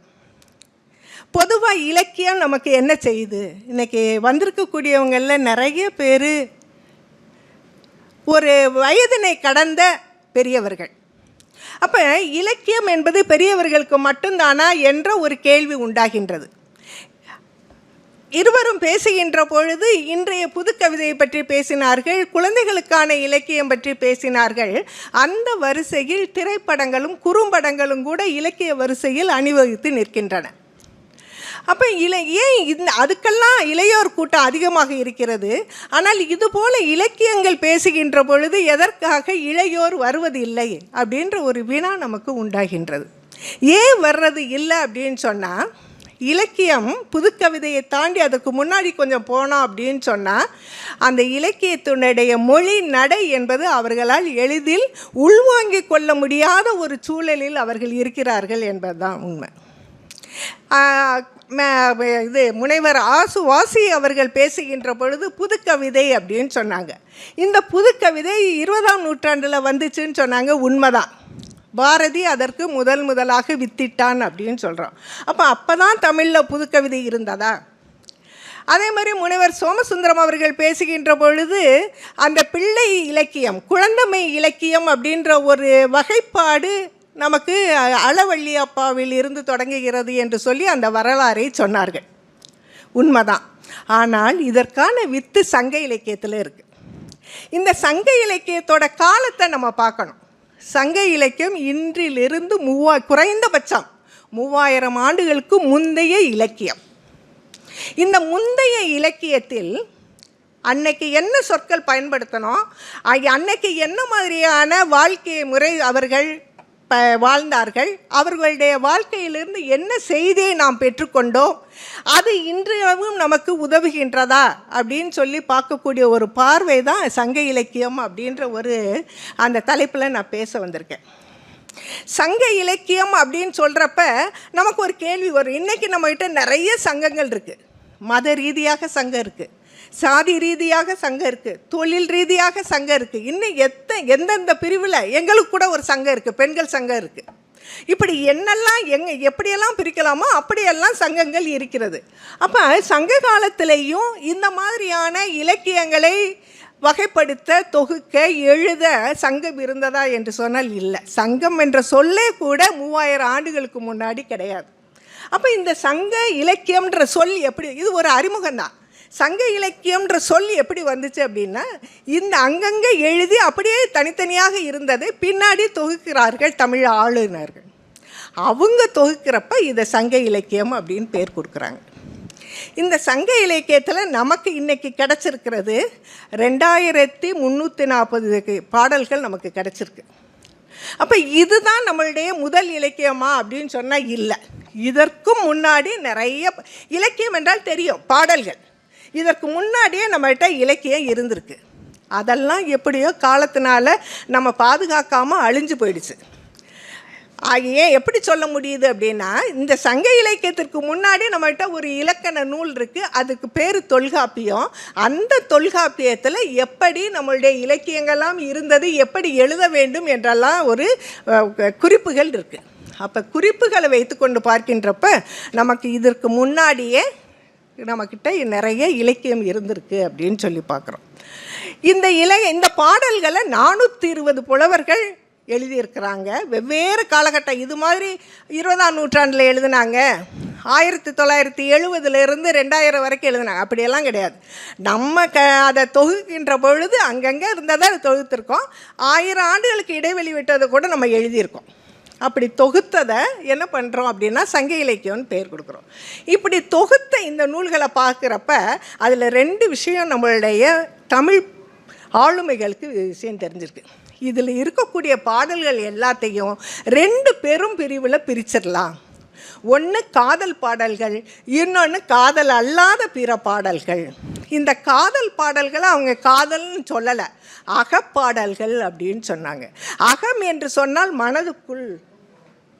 இன்னொன்று அகம் இல்லாத செய்திகள், அது என்னவாக இருந்தாலும், வீரமாக இருக்கலாம், ஒருத்தனுடைய கொடையாக இருக்கலாம், அல்லது அவனுடைய வல்லமையாக இருக்கலாம், அல்லது அவனுடைய சிறப்பாக இருக்கலாம், அல்லது அந்த நாட்டிற்காக அவன் போரிட்டு உயிரை மாய்த்தவனாக இருக்க, ஏதோ ஒன்று. அவனுடைய காதல் வாழ்க்கை தவிர அனைத்தும் புறம் அப்படின்னாங்க. அதை புற இலக்கியம்னு பிரித்தாங்க. இப்போ இப்படி இருக்கக்கூடிய இந்த தமிழில் சிறப்பான நூல்கள்னு சொல்லக்கூடிய இவற்றின் அடிப்படையில் தான் நமக்கு செம்மொழி என்ற ஒரு சிறப்பு அந்தஸ்து கிடச்சிச்சு. இந்த கலைஞர் நூற்றாண்டு அப்படின்னு சொல்லி இன்றைக்கி நம்ம பெருமையாக பேசுகின்றோமே, அந்த கலைஞர் முதல்வராக இருக்கின்ற பொழுது 2004 நமக்கு தமிழ் மொழிக்கு செம்மொழின்ற ஒரு அந்தஸ்தை பெற்றுக் கொடுத்தார். அதற்கு என்ன காரணம்னா முழுக்க சங்க இலக்கியம். இந்த சங்க இலக்கியத்தை 10 பாட்டு 8 தொகைன்னு நம்ம பிரித்து வச்சோம். எப்படி அதனுடைய பாடுபொருள் பேசுகின்ற அந்த பொருளை வைத்துக்கொண்டு அகம் என்றும் புறம் என்று பிரித்தமோ, அதுபோல் அதனுடைய பாடல்களுடைய அளவு, அந்த அளவை வைத்துக்கொண்டு 8 தொகை என்றும் 10 பாட்டு என்றும் பிரித்தோம். 8 தொகையில் 8 நூல்கள், 10 பாட்டில் 10 நூல்கள். ஆக இது 18. இந்த 18ஐயும் மேல் கணக்கு நூல்கள் அப்படின்னு பிரிச்சுக்கிட்டாங்க. அதற்கு பின்னாடி வந்த இலக்கியங்களை ஒரு 18 எடுத்துக்கிட்டாங்க. அதை கீழ்கணக்கு நூல்கள், 11 கீழ்கணக்கு நூல்கள் நாங்கள் 36 ஆயிடுச்சு. இதோடு சிலப்பதிகாரம், மணிமேகலை, முத்தொள்ளாயிரம், இறையினார் களவியல், அடுத்து தொல்காப்பியம், இதை சேர்த்து மொத்தம் 41 நூல்கள் நம்மக்கிட்ட பழமையான நூல்கள் இருக்கின்றது என்பதை நிறுவி நமக்கு செம்மொழி கிடைப்பதற்கு ஒரு வாய்ப்பாக இருந்தது. இன்னொன்று என்னென்னா, அந்த செம்மொழி அந்தஸ்துக்கு இன்னொரு தகுதியும் உண்டு. எந்த ஒரு மொழி இடைவிடாமல் மக்களால் 1000 ஆண்டுகள் பயன்பாட்டில் இருக்குமேயானால் அந்த மொழிக்கு செம்மொழி என்ற ஒரு அடையாளத்தை, அங்கீகாரத்தை கொடுக்கலாம்னு சொன்னாங்க. அப்போ தமிழ் மொழி இன்றைக்கி கீழடி அதை தான் நம்மக்கிட்ட சொல்லிகிட்ருக்கு, 5000 ஆண்டுகள் அப்படின்னு. இவ்வளோ இடைவிடாமல் தொடர்ந்து வளர்ந்து கொண்டு இருக்கிறது அப்படின்ற காரணத்தினால 2004 இதற்கு செம்மொழி என்ற ஒரு அங்கீகாரம், ஒரு ஏற்பு கிடைத்தது. இது போக உயர்தனி செம்மொழின்னு கூட இதற்கு ஒரு சிறப்பு உண்டு. காரணம், உலக மொழிகளிலெல்லாம் 6 மொழி தான் ரொம்ப பழமையானது. அந்த 6 மொழிகள்லேயே 3 மொழி தான் இன்றைக்கும் பேசுகின்ற மொழியாக, தொடர்பில் இருக்கக்கூடிய மொழியாக இருக்குது. அதில் ஒன்று தமிழ் மொழி அப்படின்றது. தமிழுக்கும் ஆரியத்துக்கும் வடமொழிக்கும் உண்டு. ஆனால் ஆரியத்தில் என்ன அப்படின்னா, அது இன்று மக்களால் ரொம்ப பேசப்படாத, பயன்பாட்டில் இல்லாத காரணத்தினால தமிழ் வந்து முன்னிலையே இருக்குது அப்படின்னு. இப்படி சிறப்புடைய இந்த தமிழ் மொழியில் அகப்பாடல்கள் என்று சொல்லக்கூடிய காதல் பாடல்களுடைய எண்ணிக்கை அதிகம். காதல் எல்லாருக்குமே பிடிக்கும். ஏன் காதல் பாடல்கள் அதிகம் அப்படின்னு சொல்லி பார்த்தோம் அப்படின்னா, காதல் என்பது ஒரு குறிப்பிட்ட வயதில் ஆணுக்கும் பெண்ணுக்கும் தோன்றக்கூடிய ஒரு மென்மையான உணர்வு. யார் ஒருவர் அவர்களுடைய இல்வாழ்க்கையில் நிறைவோடு வாழ்கின்றார்களோ, மகிழ்வோடு வாழ்கின்றார்களோ, அல்லது ஒரு தனி வாழ்க்கை அவர்களுக்குள்ளே இருக்கக்கூடிய அந்த வாழ்க்கையை செம்மையாக வாழ்கின்றார்களோ, அவர்கள் குறிப்பிட்ட காலத்திற்கு பின்பு, குறிப்பிட்ட வயதிற்கு பின்பு இந்த சமுதாயத்தின் மீது பொது நலம் உடையவர்களாக மாறிவிட முடியும். அதனால தான் இந்த காதல் வாழ்க்கையை பற்றி ரொம்ப அழகாக சொல்லுகின்ற ஒரு தன்மையை சங்க இலக்கியத்தில் பார்க்கலாம். இந்த காதலை எப்படி சொல்கிறார்கள் அப்படின்னு பார்க்கணும். ஒருத்தட்ட போய் நீங்கள் எப்படி அவங்கள எவ்வளோ தூரம் காதலிக்கிறீங்க அளவு சொல்லிட முடியுமா? இந்த புடவையோட விலை என்ன என்னால் சொல்ல முடியும். இந்த இருக்கையோட விலை என்ன சொல்லிடுவாங்க. நூலகத்தை சார்ந்தவர்கள் ஓரளவு சொல்லிடுவாங்க. ஒரு பொருளுக்கு நாமால் வந்து விலை செய்ய முடியும். ஆனால் ஒரு உணர்வுக்கு சொல்ல முடியுமா? எப்படி சொல்கிறது? சின்ன பிள்ளைங்கிட்ட கேட்டால் சொல்லுவாங்க, உனக்கு எவ்வளோ பிடிக்கும், ரொம்ப பிடிக்கும். அந்த மொழியில் ஒரு அழுத்தம், கண்ணை சுருக்கிக்கிட்டு ஏதோ ஒன்று சொல்லுவாங்க. ஆனால் காதலுக்கு கூட அளவு சொல்லக்கூடியது, அளவு சொல்ல முயற்சிக்கின்ற மொழி எது அப்படின்னு சொன்னால் அதுதான் தமிழ் மொழி அப்படின்றாங்க. ஆண்டனி கிளியோபட்ராவுடைய காதலை பற்றி சொல்லுவாங்க. நான் படித்ததில்லை, ஆனால் இப்போ அதை சொல்லுவாங்க. ஆண்டனி உட்காந்துருக்கான், கிளியோபட்ரா வரா. என்ன நினைவோடு உட்காந்துருக்கேன் அப்படின்னு. ஒன்றை தான் நினச்சிட்ருக்கேன் அப்படின்னு ஆண்டனி பதில் சொல்கிறான். அப்படியா, அவ்வளோ ஆசையாக என் மேலே? ஆமாம், ரொம்ப ஆசை. எவ்வளோ ஆசை? ரொம்ப ஆசை. எவ்வளோ ஆசை? ரொம்ப ரொம்ப ஆசை. இல்லை, எனக்கு அதை ஒரு வரையறைக்குள்ள சொல்லு அப்படின்னு கேட்பான். அவன் ரொம்ப ரொம்ப ரொம்பன்னு சொல்லிகிட்டே இருப்பான். ஒரு அளவுக்கு மேலே சொல்லவே முடியாதான். ஆனால் இங்கே நம்ம ஆள் அந்த காதலுக்கு ஒரு அளவு சொல்கிறாங்க. அப்படி சொன்னாலும் கூட அதையும் தாண்டி அப்படின்னு சொல்கிறாங்க. நிலத்தினும் பெரிதே, இந்த பூமியை காட்டிலும் பெரிது. நம்ம இமேஜினில் இந்த நிலம் பூமி எவ்வளோ இருக்குன்னு நம்ம பார்த்துருக்கோம். இமேஜின் தான், வரைபடத்தில் பார்த்தா தான். அவன் சொல்கிறான், நிலத்தினும் பெரிதே, இந்த பூமியை உன்னால் பார்க்க முடியும்னு நினச்சேன்னா அந்த பூமியை காட்டிலும் பெரிது. அவ்வளோதானா? பரப்பளவு மட்டும்தானா? மனிதனுடைய ஆசைக்கு எல்லையே இல்லை இல்லையா? இந்த நில அளவு தானா? அப்போ உயரமெல்லாம் கிடையாதா? ஆழம் கிடையாதா? நீ வச்சிருக்கிற காதல் வந்து ஆழமான காதல் இல்லையா? நீரினும் ஆறளவின்றே, கடலை ஆழம் காண முடியாது. ஆனால் அந்த கடலையை வந்து உன்னால் ஆழங்காண முடியுமே, ஆனால் அந்த கடலை காட்டிலும் ஆழமான காதல். அப்படியா? அகலம் இருக்குது, ஆழம் இருக்குது, அப்போ உயரம் வேணாமா? வானினும் உயர்ந்தன்று. எவ்வளோ இதுன்னு பாருங்கள்.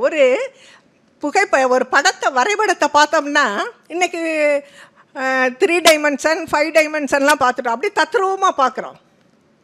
இங்கே காதலில் சொல்கிறாங்க பாருங்கள், நிலத்தினும் பெரிதே வானினும் உயர்ந்தன்று. பெருசு, உயரம், ஆனால் அதை காட்டிலும் உன் மீது நான் வைத்திருக்கக்கூடிய காதல் அப்படின்ற. கருங்கோல் குறிஞ்சி பூக்கொண்டு பெருந்தேன் இழைக்கும் நாடனோடு நட்பே அப்படின்னு சொல்லுவாங்க. இப்போ இந்த காதலை இந்த பெண் சொல்லுகின்றால், தான் விரும்புகின்ற ஆண்மகன் மீது வைத்திருக்கக்கூடிய அந்த காதலை சொல்கின்றால். அவ்வாறு சொல்லுகின்ற பொழுது பெருந்தேன் இழைக்கும் நாடு, அவனுடைய நாட்டை சொல்லி அடையாளப்படுத்தி சொல்லுகின்றான். இதுதான் சங்க இலக்கியத்தோட சிறப்பு. மண்ணோட, மரத்தோட, அங்கே இருக்கக்கூடிய உயிரினங்களோடு எப்பொழுதும் இணைந்து வாழக்கூடியவர்கள்.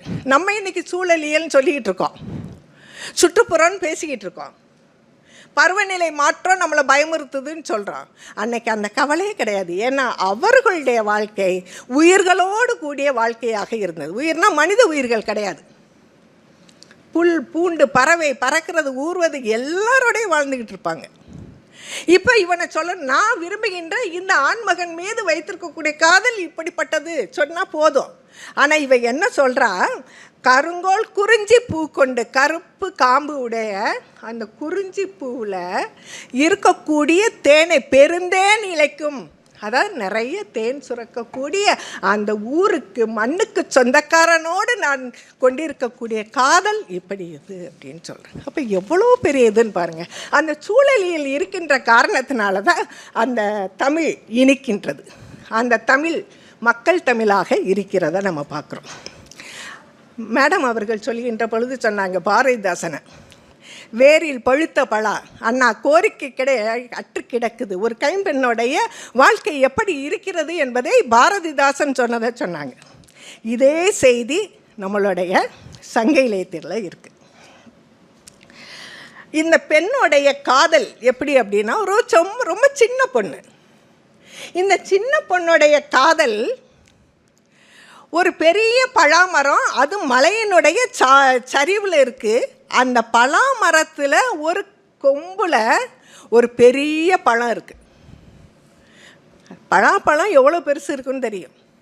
அது மலையில் இருக்கக்கூடிய மரத்தில், சரிவில் இருக்கக்கூடிய அந்த மரத்தினுடைய ஒரு கிளையில் ஒரு பெரிய பழம் தொங்குவது போல எப்படி அந்த மரத்தினுடைய கிளை தாங்குகின்றதோ இந்த பெரும்பழம், அதுபோல் சின்ன உயிரை கொண்ட இந்த சிறு பெண்ணுடைய மனதில் மிகப்பெரிய பலாப்பழம் போல இந்த தலைவின் மீது கொண்டிருக்கக்கூடிய காதல் இருக்கிறது என்று சொல்கின்றனர். இதெல்லாம் இன்றைக்கி ஹைக்கூ கவிதைன்னு நம்ம சொல்லிகிட்டு இருக்கோம் இல்லையா, புதுக்கவிதைன்னு சொல்லிக்கிட்டு இருக்கோம். இதுக்கெல்லாம் காரணம் இது மாதிரி ஒரு 4 வரி தான். வேரல் வேலி வேர்க்கோட் பழவின் சாரல் நாட செவ்விய ஆகுமதி. யார் அருந்தி சின்னோரோ சாரல் சிறு கோட்டு பெரும்பழம், ஒரு சின்ன கிளையில் தொங்கக்கூடிய பெரிய பலாப்பழம் போல இந்த சின்ன பெண்ணுடைய மனசில் மிகப்பெரிய காதல் இருக்கிறது என்பதை நீ புரிந்து கொள் அப்படின்னு சொல்கிறேன். இப்படி காதலை பற்றி ரொம்ப பேசிக்கிட்டே இருப்பாங்க. காரணம் என்னென்னா, இந்த இளம் வயதில் அவர்கள் நிம்மதியான அருமையான ஒரு இன்பமான வாழ்க்கை வாழ வேண்டும், ஒத்த வாழ்க்கையை வாழ வேண்டும் என்ற ஒரே கருத்து தான் அது பேர். அதே மாதிரி நீயும் நான் எப்போவும் இப்படியே தான் இருக்கணும். 25 வயசில் பேசுகிறாங்க. உடனே அவன் கேட்குறான், 25 வயசில் இவ்வளோ அன்பாக இருக்கியே, 60 வயசில்? 60 வயசும் மட்டும் இல்லைங்க, 1000 வயசும். அப்போ அவன் விட மாட்டேன்றான். அந்த மாதிரி தான் வாணின்னு உயர்ந்தன்ற மாதிரி. உடனே இவன் திரும்ப கேட்குறான், எத்தனை வயசு? அதிகபட்ச வயசு 100 தானே. ஆனால் இவன் திரும்ப கேட்குறான். அப்போ தான் அவன் சொல்கிறான், வாழும் பொழுதும் சரி வாழ்க்கைக்கு பின்னாடியும் சரி நீயும் நானும் எத்தனை பிறவியாக இருந்தாலும், இன்றைக்கி நம்ம 7 பிறவின்னு சொல்லிகிட்ருக்கோம். இந்த உணர்வு இப்போ வந்ததல்ல. 21ஆம் நூற்றாண்டு, 20ஆம் நூற்றாண்டு, 19ஆம் நூற்றாண்டு, 5000 ஆண்டுகளுக்கு முன்னாடியே இந்த பிறவி பற்றிய சிந்தனை அவர்களுக்கு இருந்திருக்கிறது. இவன் கேட்குறான். கேட்கின்ற பொழுது இவன் பதில் சொல்கிறான், இம்மை மாறி மறுமையாயினும், ஒருவேளை இந்த பிறவி நமக்கு இன்றோடு முடிந்து விட்டு மறுபிறப்பிலும் நானே வரவேன். இம்மை மாறி மறுமையாயினும் நீ ஆகியர் என் கணவனை. இவ சொல்கிறா, நீ ஆகியர் என் கணவனை, நீ தான் எனக்கு கணவனாக வரணும், நீ தான் வரணும், வர வைப்பேன். அப்போ எவ்வளோ ஆழமான ஒரு காதல்னு பாருங்கள் இல்லையா. வரணும்னு நான் ஆசைப்பட்றேங்க சொல்லலை, வர வேண்டும், வர வைப்பேன் அப்படின்னு சொல்கிறா. தன் கணவன் மீது வைத்திருக்கக்கூடிய அந்த அன்பு. நீ ஆகியர் என் கணவனே, நீ தான் என்னுடைய கணவன். அடுத்து, யான் ஆகியர் உன் நெஞ்சு நேர்பவளை, நான் தான் உன் மனசுக்கு பிடிச்சவளாக இருக்கணும். ஏன் மனைவின்னு சொல்லலை? நீ தான் எனக்கு கணவனாக வரணும்னு சொல்லிட்டா, இப்போ கணவனாக சொன்ன பின்னாடி நான் தான் உனக்கு மனைவியாக வரணும்னு சொல்லணும்ல. ரொம்ப மதிநுட்பமானவளாக சங்க இலக்கியத்தில் பெண்கள் படைக்கப்பட்டிருக்காங்க. இன்றைக்கி நாங்கள் மதிநுட்பம் தான், ஆனால் ஒத்துக்கிறது கொஞ்சம் கஷ்டம் இல்லையா. ஏன் சொன்னா அப்படின்னு சொன்னால்,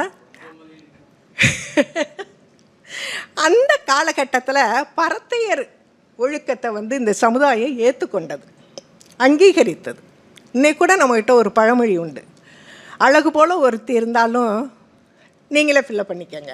ஆக அது போல் அந்த வாழ்க்கையே அந்த சமுதாயம் இருந்துச்சு. அப்போ இவளுக்கு தெரியும், இவனுக்கு எத்தனை பேர்கிட்ட வேணாலும் விருப்பம் இருக்கலாம், ஆனாலும் கூட உன்னுடைய நெஞ்சுக்கு நெருக்கமானவளாக நான் இருக்க வேண்டும் என்ற ஆசையை முன்வைக்கக்கூடிய ஒரு பெண்ணை நம்ம அங்கே பார்க்குறோம் அப்படின்னு. இப்படி இது மாதிரி நீங்கள் நிறைய பார்த்துருப்பீங்க. யாயும் ஆராகியரோ இல்லையா? உன்னுடைய தந்தை என்னுடைய தந்தை தெரியாது, உன்னுடைய தாய் என்னுடைய தாய் தெரியாது. ஆனால் நீயும் நானும் கொண்டு அந்த உறவை பிரிக்கவே முடியாது. எதை போல அப்படின்னு சொன்னால், செம்புல பெயல் நீர் போல அன்புடை நெஞ்சம் தாம் கலந்தனவே. வானத்திலிருந்து விழுகின்ற தண்ணி தரையில் விழுகுது. அந்த தரை என்ன நிறத்தில் இருக்கோ அந்த நிறத்தை தனதாக்கி கொண்டு அந்த நீர் ஓடுகின்றது. அதுக்கப்புறம் அந்த நீரையும் நிறத்தையும் நம்மளால் பிரிக்கவே முடியாது. இதுதான் காதலோடைய உண்மையான தன்மை. இன்றைக்கு ஏன் இந்த காதல் கொஞ்சம் மாறி போயிருச்சு, இதெல்லாம் நமக்கு ஒரு சிந்தனை வருது. அது இன்னொரு இதில் பார்க்கலாம். அதுபோல் இந்த பெண்கள் இந்த சங்க இலக்கியம் பண்பாடை சொல்லித்தருது அப்படின்றது. பண்பாடுனா என்ன? ஒரு வாழ்வியல் நெறிமுறை. அதுக்கு பெரிய அர்த்தம்லாம் கிடையாது. வாழ்வியல் நெறிமுறை. இப்படி வாழ்ந்தால் இவர்கள் சொல்லுகிறார்கள், இந்த நெறிமுறையை இந்த இலக்கியம் நமக்கு சொல்லித் தருகின்றது. ஒரு பயணமாக இருந்தாலும் சரி, ஒரு இன்னைக்கு வருகின்ற பொழுது முனைவர் வாசுகி அவர்கள் சொன்னார்கள், இந்த இலக்கியம் எவ்வளோ சுவையோடு இருக்குது, உட்காந்து வாசிக்கிறப்ப தான் நம்மளை அது கட்டி போட்டுருது அப்படின்னு சொல்லிட்டு பயணத்தையும் சொன்னார்கள். இந்த பயணம் என்பது நம்மளுடைய வாழ்க்கையில் சில மாற்றங்களை உண்டாக்குகின்றது அப்படின்னு சொல்லிட்டு, அதுபோல் இங்கே என்ன அப்படின்னு சொன்னால், இந்த சங்க இலக்கியம் நமக்கு வாழ்வியலை சொல்லித் தருகின்றது. நீதி அரசர்கள்லாம் வந்திருக்கிறாங்க நிறைய. இங்கே இன்றைக்கி அந்த இல்லற நீதிமன்றம் அப்படின்னு இல்லறத்திற்காக போய் உட்காரக்கூடிய அமர்வுகள்லாம் நிறையா இருக்குது. அதில் ஒரு முக்கியமான விஷயம் இன்றைக்கி என்ன சொல்கிறாங்கன்னா, ஒரு கட்டுரை படித்தேன். பெண்களுடைய இல்லற வாழ்க்கை இடையில் முறிவதற்கு காரணம் அந்த பெண்ணுடைய தாய் முதன்மை காரணமாகவும் முக்கிய காரணமாகவும் இருக்கிறாள் அப்படின்னு சொல்கிறாங்க. ஒரு காலத்தில் ஒரு பெண்ணுடைய தாய் என்ன சொல்லுவாங்கன்னா, இங்கே பாருமா, போகிற வீட்டில் அட்ஜஸ்ட் பண்ணிக்க, மாமியார் மாமனார் கொஞ்சம் கூட குறைய இருந்தாலும் நீ பொறுத்துக்க அப்படின்னு. இன்றைக்கி தாய் என்ன சொல்லித்தரான்னா, நீ எல்லாம் அங்கே ஒன்றும் பயந்துக்கிட்டு இருக்காத, போடான்ட்டு வந்துடு. இப்படி சொல்லுகின்ற மனப்பான்மையோடு தாய்கள் மாறிவிட்டார்கள் அப்படின்னு சொல்லி. ஒரு பெண் திருமணமாகி கணவன் வீட்டுக்கு போகிறா. கணவன் வீட்டுக்கு போனோன்னா அங்கே இவங்க எதிர்பார்த்த அளவுக்கு பெரிய வளமை கிடையாது, வளம் கிடையாது. அங்கே கொஞ்சம் ஏழ்மை இருக்கிறது. தோழி பார்க்கவா, இவளா திருமணம் பண்ணிக்கிட்டது, தோழி பார்க்க வாரா, கூடவே செவிலித்தாயும் வரா. செவிலித்தாய் அப்படின்னு சொன்னால் வளர்ப்பு தாய் போல் அந்த சங்க இலக்கியம் ஒரு தாயை காட்டும். அந்த வளர்ப்பு தாய் வெளியே வீட்டுக்கு வெளியே நிற்கிறா. அவள் நிற்கிறப்ப இந்த தோழி கேட்குறா, கொஞ்சம் தண்ணி கொடுன்னு. தண்ணி கொண்டு இந்த தலைவி கொடுக்குறப்ப அந்த தண்ணியை குடிக்கிறான். அப்படி உப்பு ஒரு மாதிரி சப்புன்னு இருக்குது. உடனே அவளுக்கு நினைவு வருது, ஏன் இதையா நீ குடிக்கிற? இவ கேள்வி அவள் புரிஞ்சுக்கிட்டா, திருமணமான பெண் புரிஞ்சுக்கிட்டான். எனக்கு நீ ஏன் கேட்குறேன்னு தெரியுது. நம்ம வீட்டு அப்பா வீட்டு தோட்டத்தில் தண்ணீர் கிணறு நிறைய இருக்கும். அதை எடுத்து குடித்தா, ஒரு மடக்கு குடித்தாவே ஒரு பாலில் தேன் கலந்தால் எப்படி இருக்குமோ அது போல் இனிப்பாக இருக்கும், எனக்கு நல்லாவே தெரியும். ஆனால் இப்போ நான் பயன்படுத்தி கொண்டு குடித்து கொண்டு இருக்கிறேன்ல, இந்த நீர் உவளை உப்பு தரையில் இருந்து ஒரு இதில் இருந்து வரக்கூடிய ஒரு தண்ணீர். அதுவும் எப்படின்னா பள்ளங்களில் இருக்கக்கூடிய தண்ணீரை தான் நாங்கள் எடுத்துகிட்டு வருவோம். அந்த பள்ளத்தில் இருக்கிற தண்ணியையும் மான் உண்டு மீதி இருக்கிற தண்ணியை தான் குடிப்போம். ஆனால் அது எனக்கு எப்படி இருக்குது தெரியுமா? நம்மளுடைய தந்தையார் வீட்டில் இருந்த அந்த பால் பெய்த பாலும் தேனும் கலந்த நீரை குடிக்கின்ற பொழுது எவ்வளோ இனிப்பாக இருக்குமோ அதை காட்டிலும் இனிப்பாக எனக்கு இருக்கிறது.